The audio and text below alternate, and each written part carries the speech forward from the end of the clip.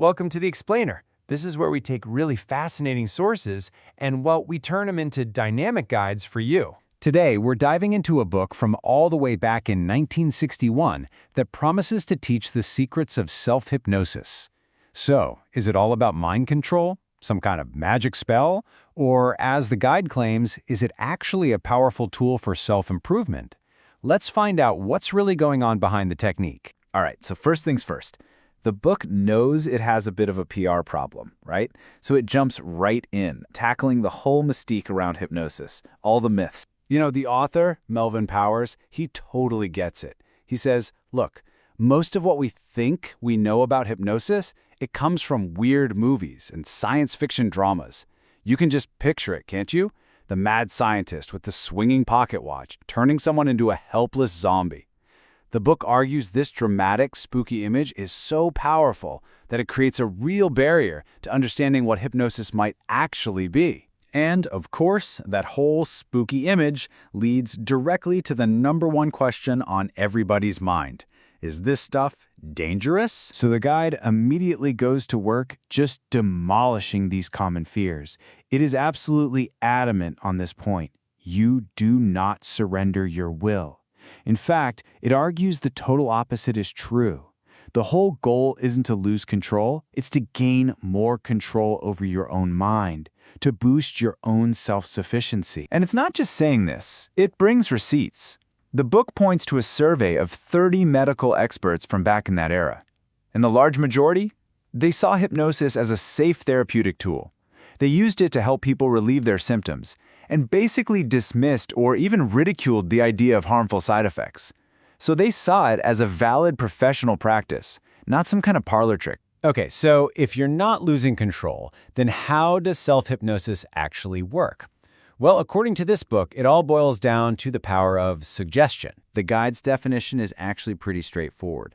It's a state where you're highly suggestible, and this is the most important part, you can direct suggestions to yourself. That phrase, to himself, is everything. The book's big argument is that all hypnosis is ultimately self-hypnosis. I mean, even if there's a hypnotist in the room, you're the one who accepts or rejects the suggestion. And the book makes a great point. We're already living in a world completely saturated with suggestion. Just think about advertising, the media, those ready-made opinions we all kind of adopt without thinking. These things are constantly shaping our thoughts. So, if we're all this suggestible anyway, why not learn to harness that power for our own benefit? Now, one of the core techniques the guide offers is this 3D visualization. It's pretty cool. You basically become the film director for your own mind. You imagine a movie screen, and you see yourself up there as the star.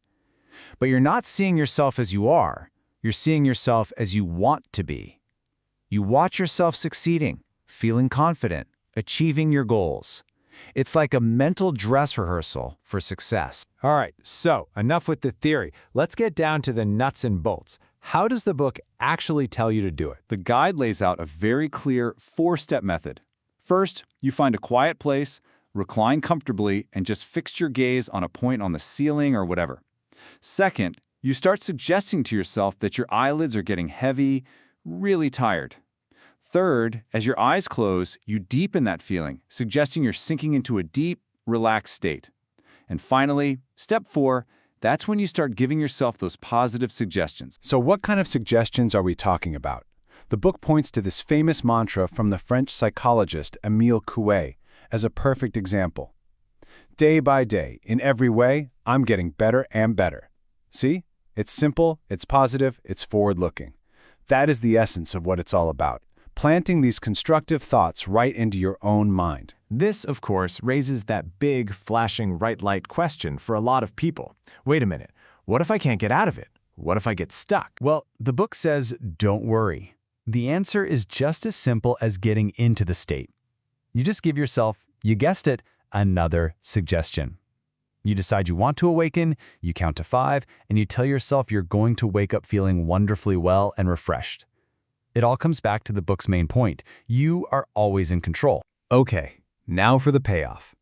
The guide dives into a whole range of practical and sometimes pretty surprising applications for this technique. Take athletic performance, for instance. The book argues that a lot of slumps aren't physical, they're mental. So by using self-hypnosis to remove fear and get rid of those mental blocks, an athlete could unlock their true potential. And they have this fantastic real-world example to bring it to life. A basketball player named Dave Mills was freezing up during games because of his performance anxiety. After the team physician worked with him using hypnosis, he was like a completely different player. He led his team to victory and even made the all-tournament team. Just a crazy turnaround. And the possible uses go way beyond the basketball court. The guide really presents self-hypnosis as a kind of master tool for personal change.